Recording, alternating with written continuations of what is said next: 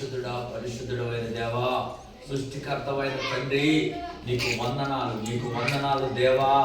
ఇదిగో నాయన, అధికారం అనేది నువ్వు ఇస్తేనే వస్తుంది ప్రభా. ఇదిగో నా తండ్రి, బిడ్డలకు మీరు ఇచ్చిన అధికారాన్ని బట్టి వందనాలు తండ్రి. న్యాయబద్ధంగా చేసేటప్పుడు నీ కృప సహాయం అయితే విస్తారమైన పంటలు పండాలి నాయన, నీ వందనాలు. ఈ బిడ్డలో ఒక వేలుబడి విషయంలో ప్రభా నీ దయా, నీ కనికరం ఈ గ్రామం మీద ఉండాలయ్యా, నీకు వందనాలు.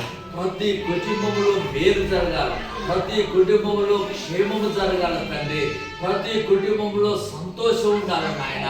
ఈ బిడ్డలు ఎక్కడికి వెళ్ళినా వెనకను ముందును ఆవరించింది నాయన. కోడి తన పిల్లల రెక్కల చాటున మరుగుపరిచినట్టు ఈ బిడ్డల రెక్కల చాటున మరుగుపరచు అయ్యా. నీ కృపగల చేతులకు అప్పగిస్తున్నాను, నీ చిలువ సాటున మరుగుపరిచిన ఆయన. అయ్యా నీకు వందనాలు ప్రభా. మీరు చేసే చేతి పనుల్లో నిండాళ్ళగా ఆశీర్వదించబడాలి, నిండాళ్ళగా దీవించబడాలి నాయన.